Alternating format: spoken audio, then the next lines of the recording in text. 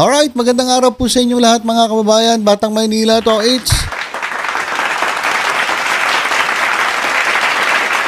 Meron pong mga millennials na sumusuporta po kay Madam Leni Robredo ang nag-react mga kababayan. Tila ba hindi nila nagustuhan ang pag-endorso ni Leni Robredo sa dalawang alyansa candidates mga kababayan. Unang-una kay Ben-Hur Abalos at kay Manny Pacquiao. Pakinggan muna natin itong pag-endorso ni Leni Robredo kay Ben-Hur Abalos.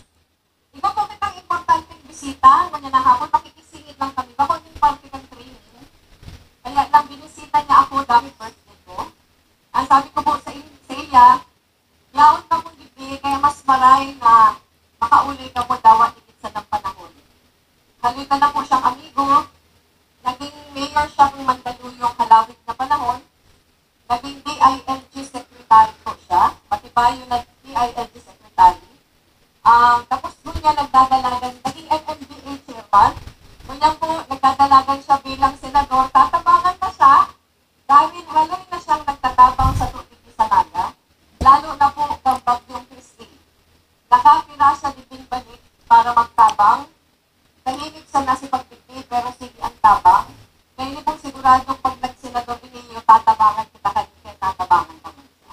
Welcome ka po, Secretary, Senator na pala, Ben-Hur Abalos. Okay, yan mga kababayan.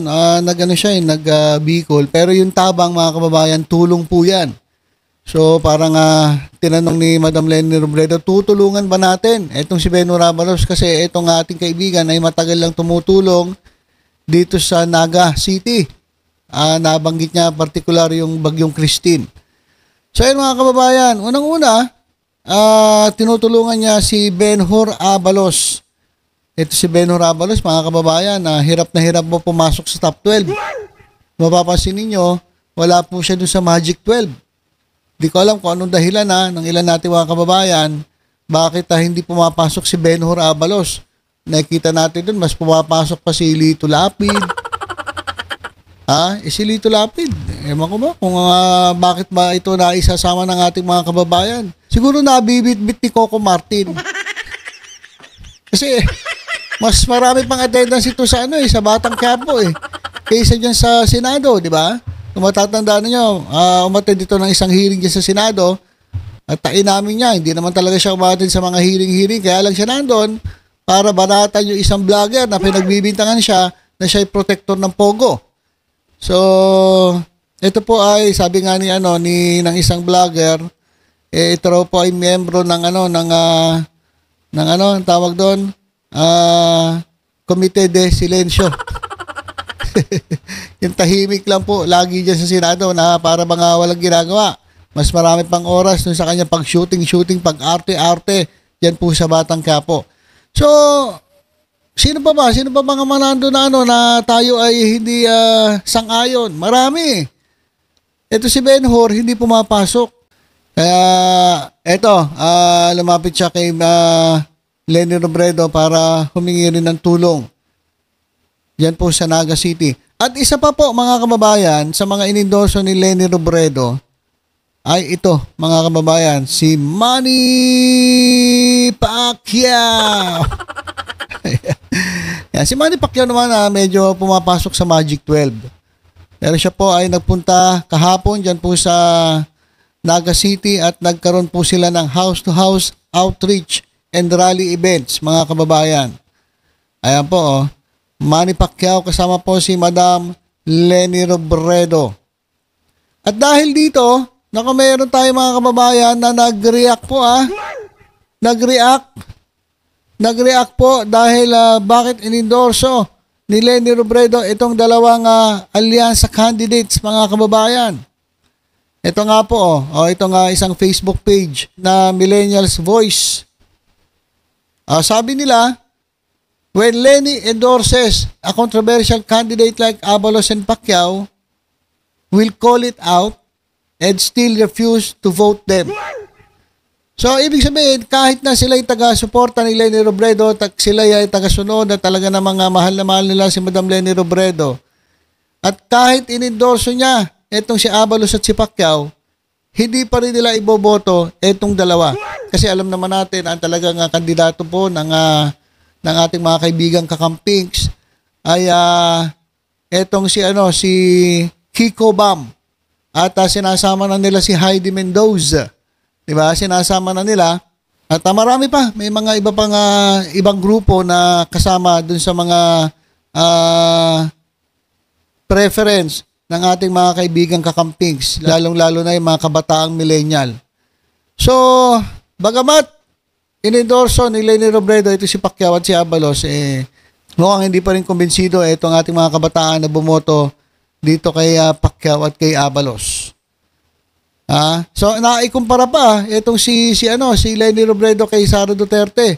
Naikumpara itong mga kakampings dito sa mga DDS. Kasi ito raw mga millennials kahit na nag-endorso ang kanilang mahal na si Madam Leni Robredo dito sa dalawang alyansa, mananawagan kami at hindi namin iboboto yung mga yan. Pero kapag itong mga DDS katulad ni Digong at ni Sara Duterte nag-endorso at ang inendorso pa ay si Kibuloy, bulag-bulagan na talaga sisigaw pa ng vote straight dito sa PDP laban. Dahil, anong dahilan? Dahil kay Digong, para kay Digong. Hindi naman daw ganun ang ating mga kakaibigang kakampings kasi hindi po sila bulag na panatiko. Malayong-malayo po talaga mga kababayan etong ating mga kaibigan kakampings dito sa mga DDS. Lalo-lalo na yung mga pro-government. Lalong-lalo na yung mga talagang sumusuporta sa gobyerno. Hindi porke inendorso ng ating Pangulo itong mga kandidatong ito, iboboto na namin. Lalong-lalo na yung mga kasamahan natin dito sa Batang Maynila Toits. Guys, hindi po kami panatiko. Sumusuporta kami sa gobyerno. Lahat ng programa ng gobyerno, itong 20 pesos na bigas, sinusuportahan po namin yan. Masaya kami. Para sa mga taga-Visayas, si Sara Duterte lang ang hindi masaya. Pero yun mo yan, may programa na, matagal na nilang nireklamo, puro sila sigaw. Nasa na yung 20 pesos na bigas? Ngayon, nandiyan na, bibigay na yung 20 pesos na bigas. Diyan po, inuna pa yung sa Visayas kasi doon lang may marami reklamo Tapos, etong si Sara Duterte, nagreklamo pa rin. Anak ng tete niya, wala na talagang tawag dito. Ano ba tawag doon? Wala nang kasiyahan sa buhay. Puro na lang inggit, puro na lang galit. Ibis na matuwa siya kasi mabibigyan sila ng 20 pesos na bigas nagreklamo pa. Bakit sa Bisaya lang? Nagugutom din naman yung taga Luzon. Huwag mo munang pakialaman yung taga Luzon. Unahin mo muna yung kababayan mo, dapat matuwa ka, Madam Sara Duterte, na nabigyan ng 20 pesos na bigas yung mga kalugar mo. Walang kinontra mo pa. Kaya, ayan po yung mga programa ng gobyerno. Pero, kapag meron kaming nakitang mali, halimbawa, kagaya, nakakarinig nyo palang kanina, binabanata ko si Lito Lapid, kahit inendorso ni Pangulong Bongbong Marcos yan hindi naman ako natutuwa dyan Ano ba ginagawa niyan? Wala Di ba? So bakit ko siya iboboto? Dahil inendorso ni Pangulong Bongbong Marcos? Hindi. Guys, maging mapagmatsyag, tingnan po natin maigi.